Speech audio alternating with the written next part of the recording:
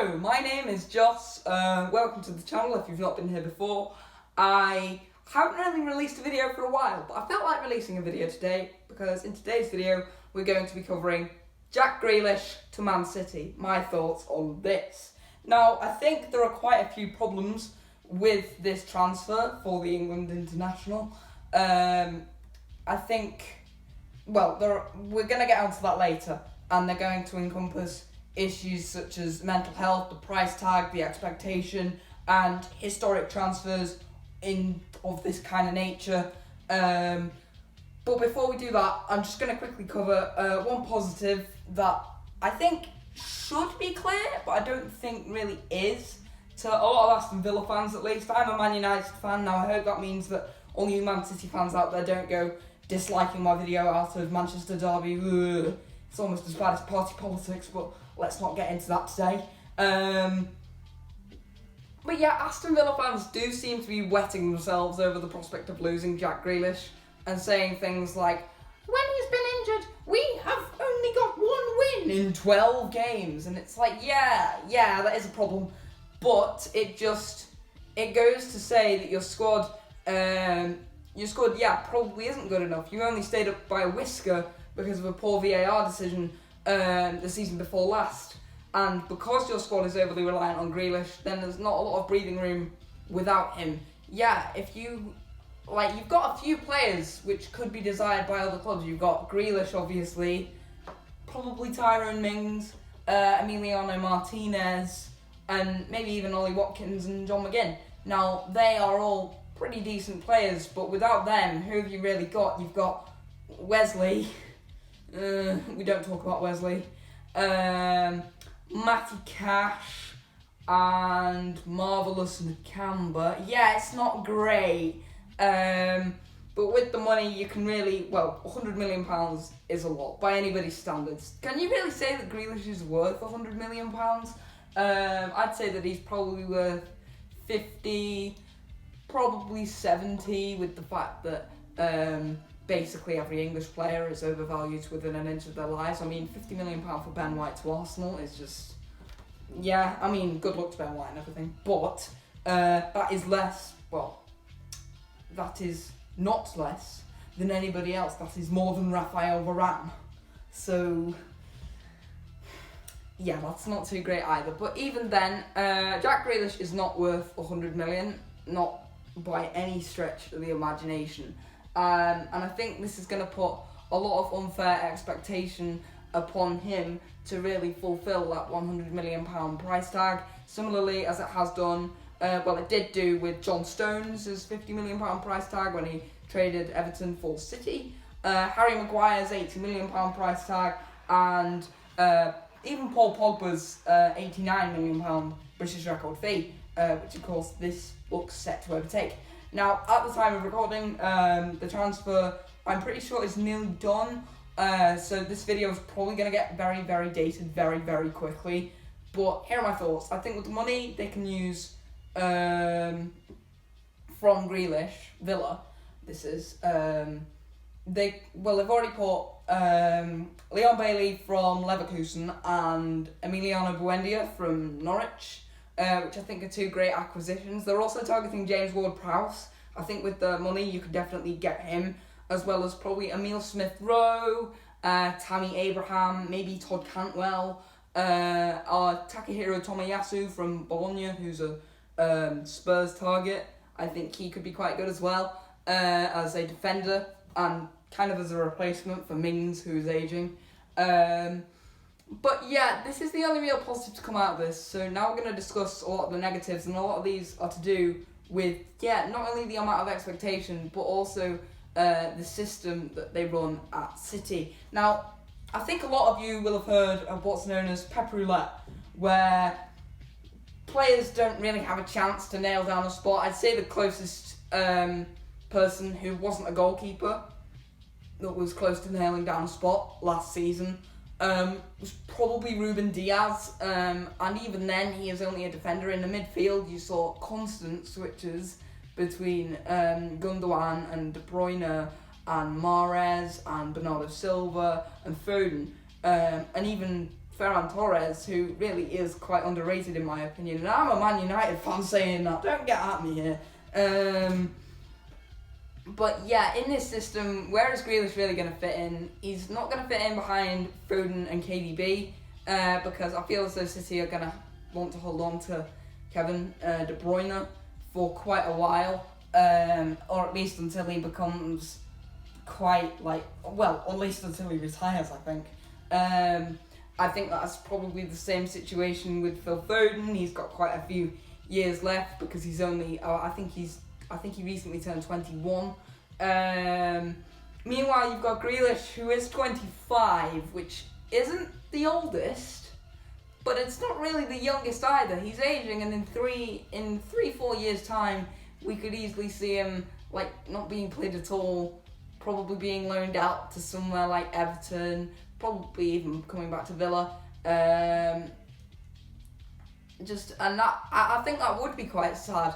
But I think it's when you talk about this, I think it's worth considering what came before Grealish. Now, obviously, we've got Gareth Barry and James Milner, and you might say, yeah, Josh, they're excellent signings. What's wrong with Gareth Barry and James Milner? Thing is, they did contribute quite a bit more than Grealish has in the top flight to Aston Villa. And while Aston Villa are dependent on Grealish right now, it is an overall weaker squad than what it was about 20 years ago-ish, when they had both the likes of Milner and Barry. And the third one, which I want to pay a lot of attention to, is Fabian Delph. Right, Fabian Delph, where to start? Well, he came from Villa, he went to City, and guess where he is now? He's stuck in the Everton reserve team, desperately wanting a bit of game time. And I know he played a few weeks back in a pre-season friendly, but that doesn't mean anything. Andreas Pereira played in a pre-season friendly, and he's just spent the last year on loan at AC Milan, and he's not really fit to make a Man United return. So yeah, pre-season friendlies don't mean anything. They're mainly just a vehicle to get the youngsters out there. And I think with the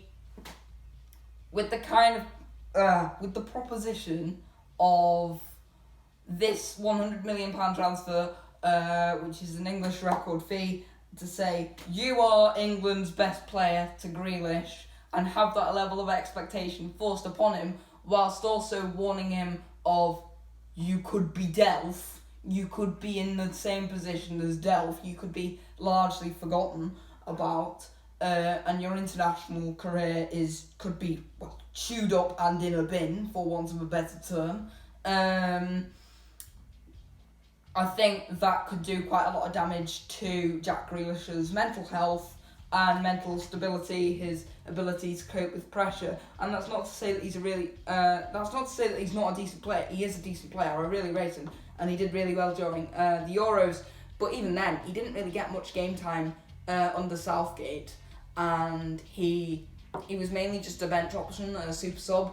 And so if he doesn't get much game time at Man City, I think his international career could be the first thing that starts to falter, as well as his mental health. We've heard about footballers' struggles with mental health before. I mean, just this morning, at the time of recording, Tyrone Mings has told The Sun about how he's had mental health issues because people were doubting him before the game against Croatia and before the Euros. Yeah, that I can entirely understand. I think Grealish could easily have the same problem, a mix of expectation and the doubters.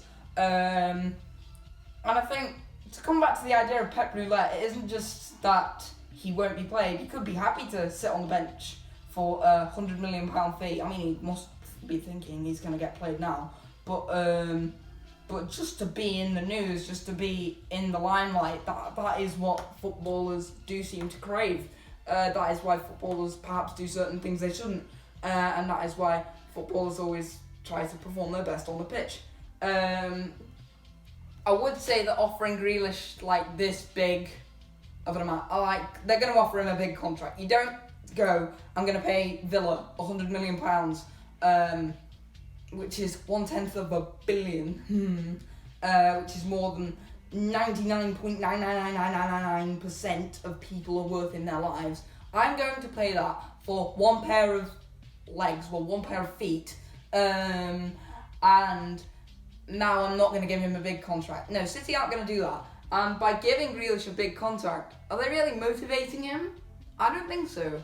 He's already at like one of the biggest clubs in the world, and he's going to be in the limelight for this fee. Now, it could easily turn into, well, the string of flops that were at QPR during the relegation season, the likes of Rio Ferdinand and Ji-sung Park, because they were all given big contracts, and this is kind of the problem where money talks. It just does. And I think, well, with the Pep Roulette thing, I don't think he will be happy to sit on the bench for £100 million. I mean, he might be. I don't know how his mind works. I'm not Jack Grealish. I am some 14-year-old that sat up in a sweaty attic ranting and raving on the internet, but yeah, what do I know?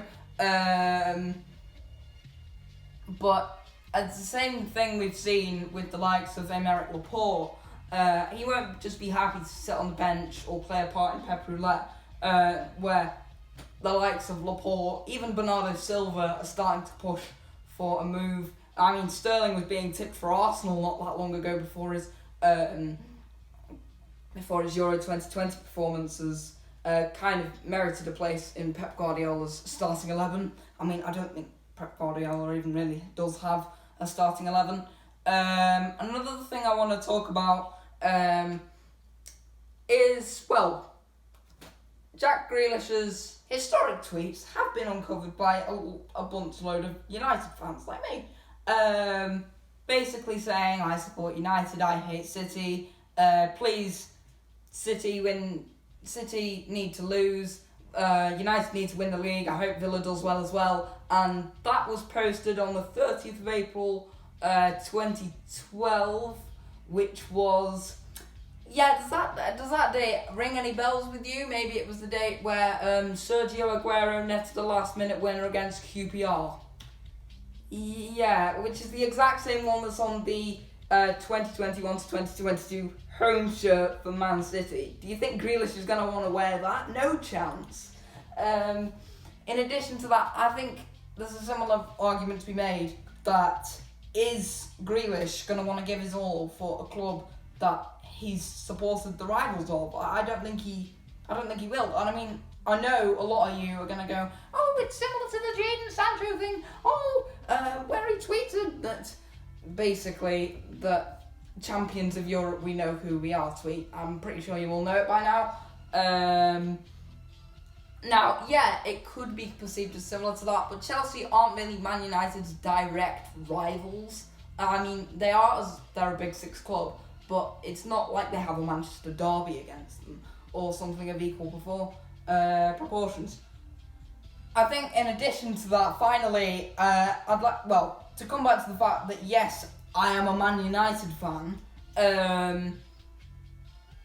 I don't necessarily think that Grealish should come to us either. I definitely think that he does need to go to a club above Aston Villa, which could be good for him, and it could also be quite good for Villa in terms of the money they're going to get and the way that they've been basically handed an opportunity to rebuild an entire squad, and if they're shrewd with their money, then I think they can, and they could even challenge for Europe, or at least be a safe top half mid-table club, which is more than they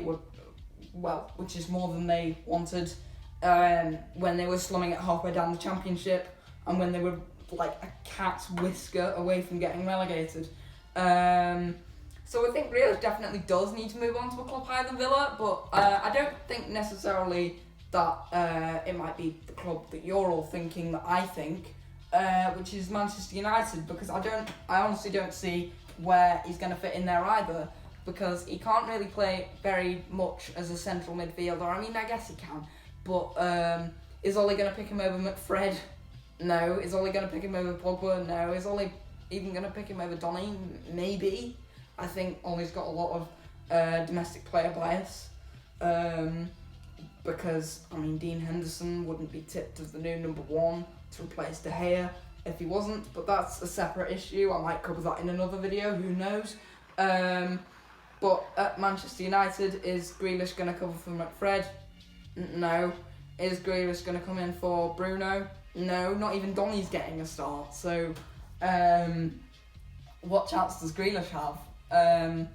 In addition to that, I think with the amount of money that they're going, with the amount of money that City and United have both spent, I don't think, or are both projected to spend. I think City have more glaring issues, honestly.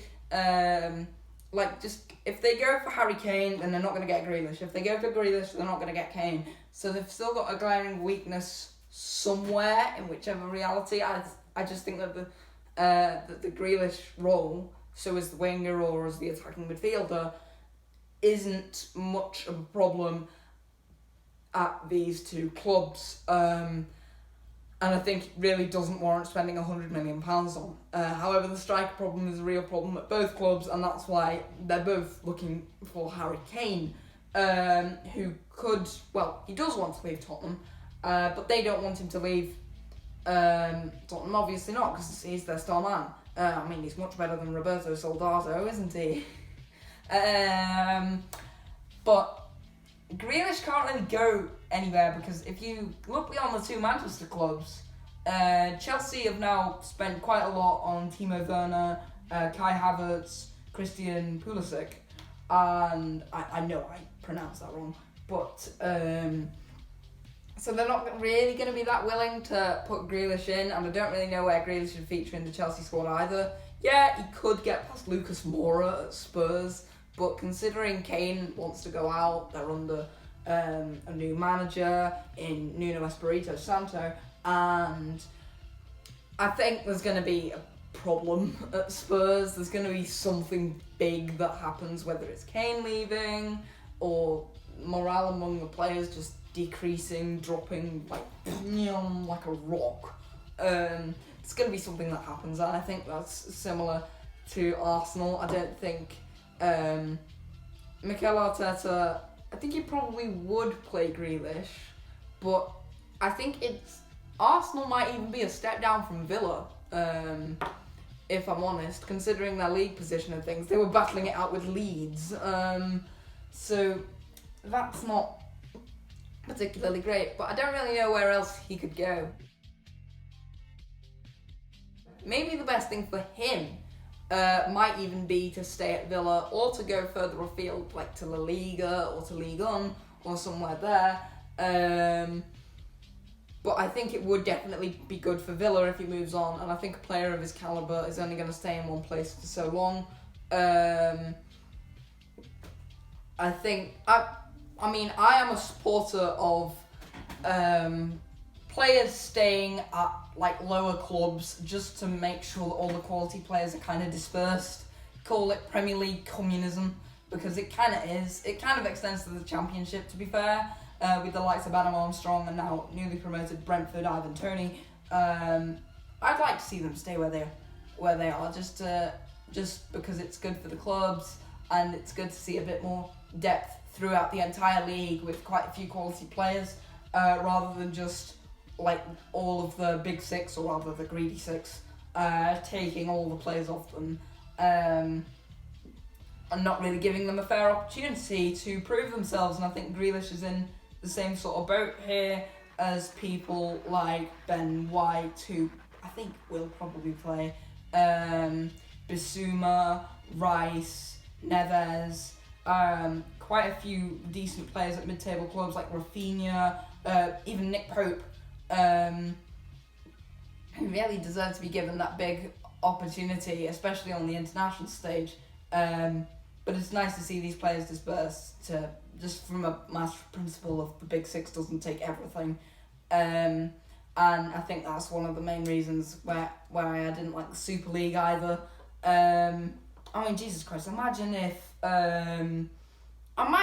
Just imagine for a minute, just imagine in your heads, Man City getting the Super League, and Grealish goes to Man City. That means that everything in the league is now just mid-table Dan Burn. It is Dan Burn and like the odd aging good player like Aaron Cresswell. But anyway, ranting aside, I might talk about the Super League another time. But I'm just going to say thank you for watching, and I hope you like, share and subscribe to the video. Well, to my channel even. I'm not very good at this, so please help me out.